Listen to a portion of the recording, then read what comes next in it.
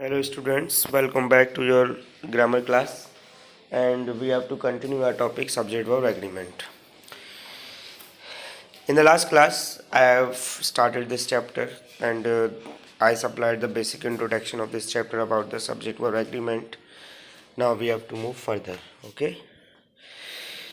Firstly, before going to further, there is a note for you. ठीक है, आगे बढ़ने से पहले आपके लिए स्टूडेंट्स एक नोट है यहाँ पर, उसे ध्यान से देख लीजिए. इस नोट को मैं क्या है ये नोट, हमने कल पढ़ा था कि सब्जेक्ट अगर सिंगुलर होता है तो आप वह भी सिंगुलर यूज़ करते हैं और सब्जेक्ट अगर प्लूरल होता है तो वह भी आप प्लूरल यूज़ करते हैं, जिसमें हमने सब्जेक्ट और वर्ब दोनों को देखा था. Which subject is plural, how can you identify the singular verb, how can you identify plural verb, okay, all kind of things I have discussed in the last class. So regarding in this way in this matter there is a note which is, so we have to find out the verb. ठीक है, हमने सीख लिया कि singular verb को कैसे find out करेंगे, plural verb को कैसे फाइंड आउट करेंगे, लेकिन how will you find out the subject which is comprised of the phrase, यानी उस सब्जेक्ट को आप कैसे आइडेंटिफाई करेंगे जो फ्रेजेस से कंडक्ट होगा, ठीक है, बनेगा, उसको कैसे पहचानेंगे वो सिंगुलर या प्लूरल है. तो उसी के रिगार्डिंग में ये नोट है. यहाँ पे हम कुछ ऐसे रूल्स पढ़ेंगे जहाँ हमें ये पता करना है कि किस सब्जेक्ट को आप कंसिडर करेंगे कि वो सिंगुलर है और किस सब्जेक्ट को आप कंसिडर करेंगे कि वो प्लूरल है. तो क्या नोट है ये, एक बार देख लीजिए. Hence from above point it is clear that above point means जो कल हमने पढ़ाए थे कि आप सिंगुलर वर्ब के साथ सिंगुलर नाउन के साथ सिंगुलर वर्ब आती है या प्लूरल सब्जेक्ट के साथ प्लूरल वर्ब आती है, उन्हीं पॉइंट्स की बात कर रहा है, उनके बिहाफ पर. ठीक है, ये हमें क्लियर हो गया कि आपको क्या पढ़ने, डिफरेंट रूल जो पढ़ने सिंगुलर प्लूरल वो सब्जेक्ट के पढ़ने हैं. जो फॉर्म होते हैं किसकी हेल्प से, या तो कनेक्टर की हेल्प से बनते हैं वो सब्जेक्ट या फिर फ्रेजेस की हेल्प से. Okay, so let's start continue our topic with the next point. Third point ये है कि अगर टू या मोर सिंगुलर सब्जेक्ट्स, समझ रहे ना, दो या दो से ज़्यादा सिंगुलर सब्जेक्ट्स की क्या मतलब है, नाउन और प्रोनाउन, या तो नाउन होंगे दो या फिर प्रोनाउन या दो से ज़्यादा भी हो सकते हैं, लेकिन वो सिंगुलर होंगे जो कनेक्ट होंगे किसकी हेल्प से, and.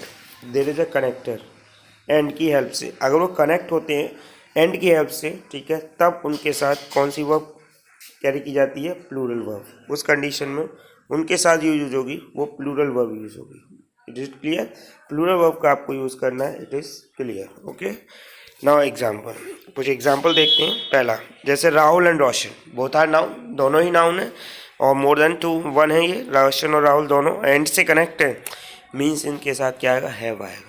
Not use to have, has का यूज़ नहीं करना because it is considered as plural, और ये प्लूरल के साथ कौन सी वर्ब आती है, प्लूरल, और प्लूरल वर्ब क्या है, have. Okay, next example, my father and your friend. There is also two person, first one is father, second one is friend.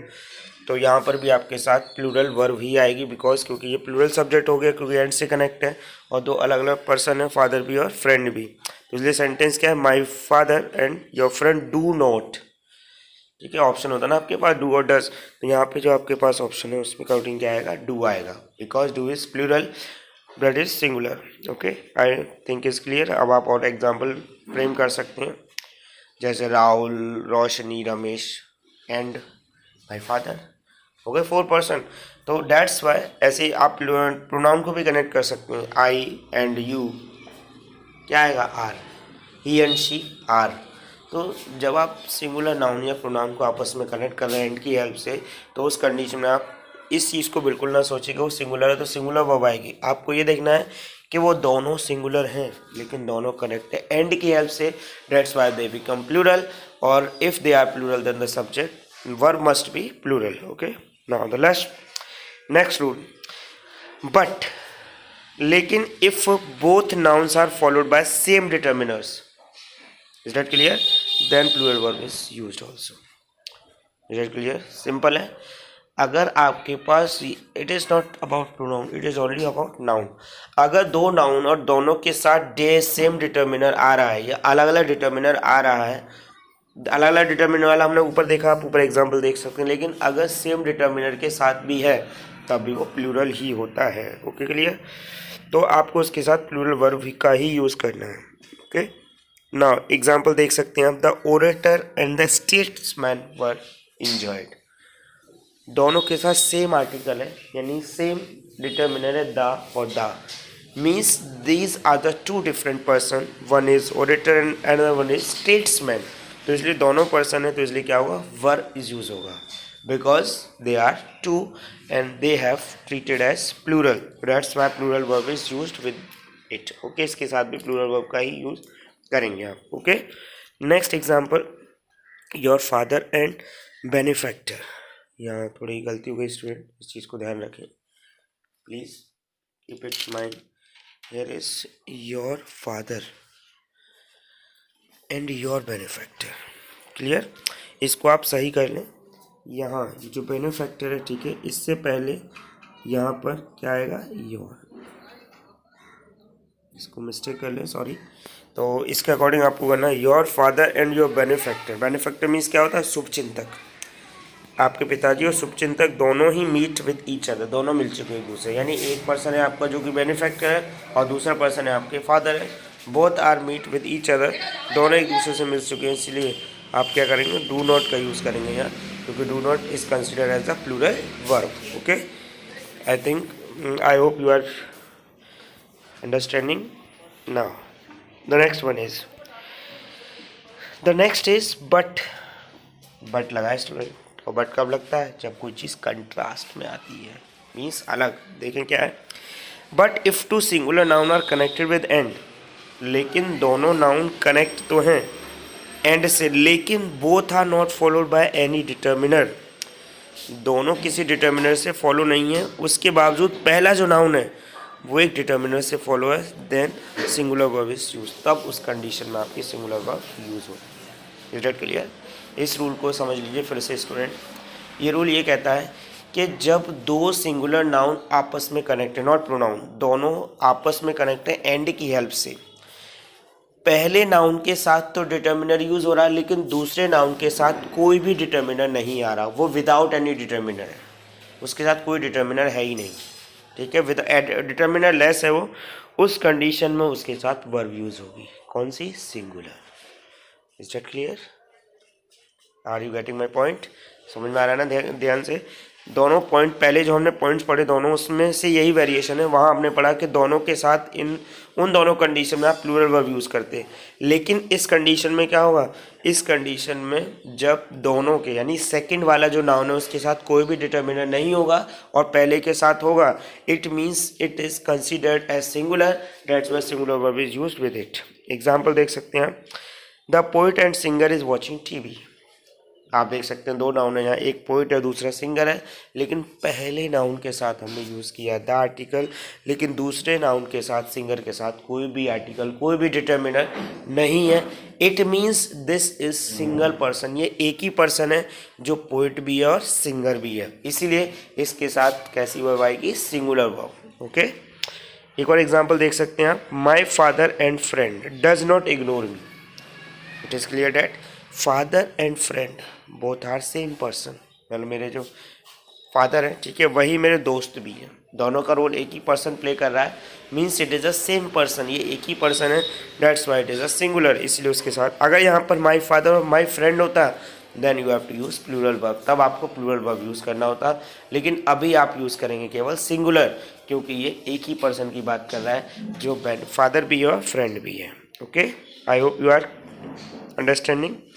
Next अब देखते हैं क्या होगा, if two nouns are connected with and but give the same idea means they come always in pair then singular verb is used.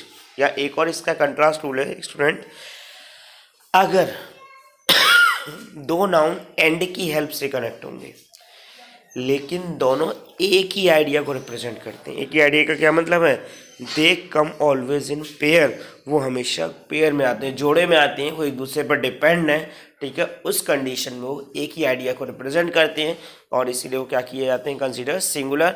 और अगर singular है तो उनके साथ कैसी वर्ब आएगी स्टूडेंट, अब तक तो आपको पता चल गया होगा, उसके साथ आएगी singular verb.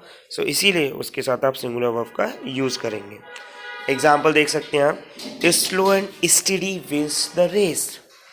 Slow and steady, slow means होता है धीमे, स्टडी मीन्स होता है कंटिन्यूस, ठीक है, this is a moral of a story, ठीक है। आपने एक कहानी पढ़ी है स्टूडेंट, टॉर्टोइज और एयर वाली, जिनमें दोनों में दौड़ लगती है, रेस होती है, दोनों बैट लगाते हैं, ठीक है। तो उसी का मोरल है ये कि स्लो, धीमे धीमे, जैसे कछुए ने फॉलो किया था टॉर्टोइज ने, उसी तरीके से वो धीमे धीमे चला था लेकिन लगातार चलता रहा था, जबकि खरगोश तेजी से दौड़कर सो गया था। तो उसी से मोरल है ये स्लो एंड स्टडी, ये हमेशा साथ में आते हैं दोनों। स्लो एंड स्टडी अगर आएंगे तो दोनों ऐसा नहीं कर सकते अलग अलग। तो स्लो एंड स्टडी एक ही आइडिया को रिप्रेजेंट करता है, तो इसलिए आपको यहाँ क्या आएगा, विंस आएगा, not win.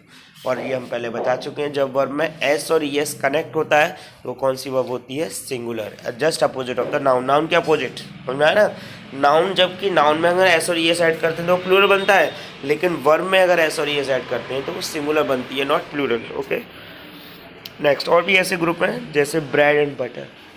Bread and butter is healthy breakfast. Bread and butter are coincide with each other, ये दोनों भी एक दूसरे को कोइंसाइड यानी पेयर में यूज़ किए जाते हैं, इसीलिए ये भी क्या होते हैं, सिंगुलर। सिंगुलर कंसिडर होते हैं, इसलिए इनके साथ कैसी वर्ब आती है, सिंगुलर। तो इसीलिए आप इसके अकॉर्डिंग, और भी ऐसे बहुत सारे हैं जैसे राइस एंड करी, ठीक है, ऐसे ही ग्लोरी एंड वेल्थ। ओके, ये कुछ ऐसे वर्ड हैं जो हमेशा पेयर में यूज़ किए जाते हैं, और ऐसे कुछ ही वर्ड्स हैं, I will supply the list of those words, ठीक है, which are coming to the pair, ठीक है। बैग एंड बैगेजेस, ठीक है, लगेज जो आता है ना उसको बैगेजेस कहते हैं, तो इसलिए उस कंडीशन में उनके साथ कौन सी वर्ब यूज होती है, सिंगुलर। ओके, ऐसे ही आप देख सकते हैं, और मैंने जैसे बताया आपको, ऐसे बहुत सारे वर्ड हैं जो हमेशा पेयर में यूज, जैसे राइस जिसके साथ भी पेयर होता है, जैसे करी के साथ, तो राइस करी के साथ क्या आएगा, इस, चट के लिए। ऐसे ही आपका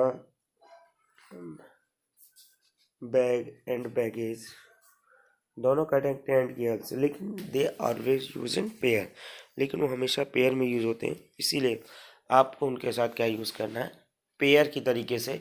और पेयर में मींस क्या मतलब है, पेयर का मतलब है कि वो सेम आइडिया रिगार्ड करेंगे, और अगर सेम आइडिया रिगार्ड करेंगे तो क्या होगा, सिंगुलर वर्ब की तरीके से ट्रीट किए जाएंगे।